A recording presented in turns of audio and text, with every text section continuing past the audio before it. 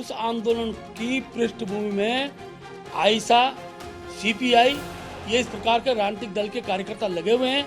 और शुरू से ही जब एक नारा लगा था भारत चीन भाई भाई, उस नारे की, क्योंकि सीमावर्ती क्षेत्र है, आखिर आप क्या दर्शाना चाहते हैं? और अगर जो है आप जोशीमठ की जनता से अपने इस बयान के लिए माफी नहीं मांगते हैं तो निश्चित जानिए आप जोशीमठ आएंगे, आपका विरोध किया जाएगा। देहरादून में उत्तराखंड भाजपा प्रदेश अध्यक्ष महेंद्र भट्ट का बयान सामने आया। उन्होंने जोशीमठ के मुद्दे को लेकर बयान दिया और कहा कि वहां वामपंथी ताकतें हवा देने का काम कर रही हैं।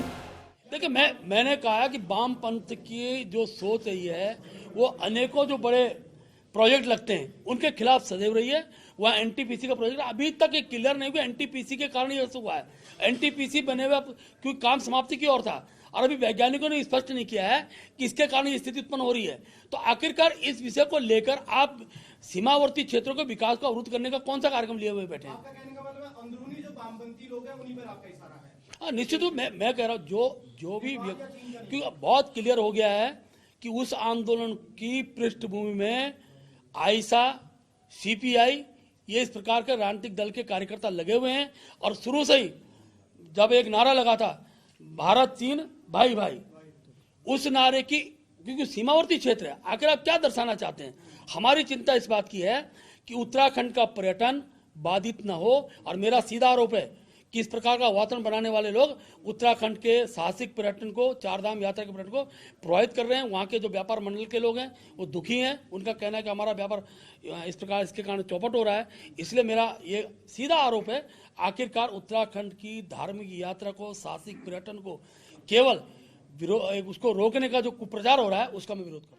वहीं इस समय जोशीमठ में जोशीमठ बचाव संघर्ष समिति आंदोलन कर रही है। बर्फबारी और बारिश के बीच में रोजाना आंदोलन चल रहा है। और वहीं भाजपा प्रदेश अध्यक्ष महेंद्र भट्ट के बयान पर जोशीमठ बचाव संघर्ष समिति के संयोजक अतुल सती ने कहा कि यहाँ जोशीमठ की जनता पिछले 1 महीने से अपने टूटे फूटे घरों में जीवन गुजार रही है। लोग लगातार सरकार से सवाल कर रहे हैं कि हमारे मुआवजे का क्या होगा, हमारे पुनर्वास का क्या होगा। इस पर बात करने की बजाय महेंद्र भट्ट जोशीमठ की जनता को माओवादी और चीनी बता रहे हैं। देखिए, वो तो इतनी बड़ी पार्टी के प्रदेश अध्यक्ष हैं, उनकी सरकार है यहाँ भी और केंद्र में, और इस तरह का हल्का बयान उन्होंने दिया है। यहाँ जोशीमठ की जनता पिछले 1 महीने से अपने टूटे फूटे घरों में किसी तरह जीवन गुजार रही है। लोग लगातार सवाल कर रहे हैं सरकार से कि हमारे मुआवजे का क्या होगा, हमारे पुनर्वास का क्या होगा, विस्थापन का क्या होगा। इस सब पर बात करने के बजाय महेंद्र भट्ट जो है पूरे जोशीमठ की जनता को माओवादी और चीनी बता रहे हैं। चीन यहाँ से 150 किलोमीटर पर बैठा हुआ है।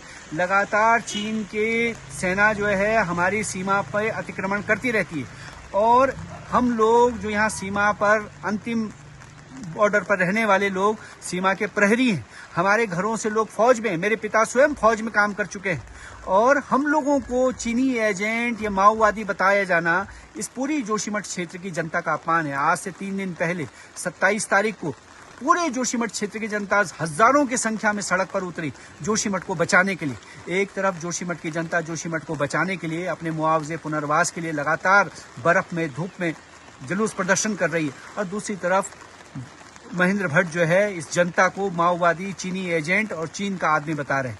तो तब हम ये पूछना चाहते हैं कि महेंद्र भट्ट जी, जब आपके मुख्यमंत्री जी ने हमसे मुलाकात की, महेंद्र भट्ट जी, जब आपने मुझे अपने घर पर बुला करके बातचीत की, तब क्या आप जोशीमठ के नागरिक से बात कर रहे थे कि चीन के आदमी से बात कर रहे थे? जब जो है जोशीमठ में आप आए और लोगों ने आपका विरोध किया, स्वयं आपकी पार्टी के कार्यकर्ताओं ने आपके खिलाफ नारे लगाए, तब वो जो आपकी पार्टी के कार्यकर्ता आपके खिलाफ बोल रहे थे वो भाजपा के सदस्य थे या चीन के एजेंट थे?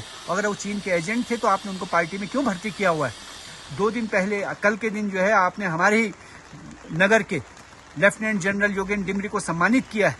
तो वो लेफ्टिनेंट डिमरी तो जोशीमठ के ही रहने वाले हैं, हमारे भाई लगते हैं। तो वो भी चीनी एजेंट हैं या नहीं है, इसका जवाब दीजिए। और अगर जो है आप जोशीमठ की जनता से अपने इस बयान के लिए माफी नहीं मांगते हैं तो निश्चित जानिए आप जोशीमठ आएंगे, आपका विरोध किया जाएगा। अतुल सती ने कहा कि पूरे जोशीमठ की क्षेत्रीय जनता का ये अपमान है और इस बयान के लिए अगर महेंद्र भट्ट माफी नहीं मांगते हैं तो आने वाले समय में उनका यहाँ विरोध होगा। जोशीमठ से कमल एन सरोली की रिपोर्ट।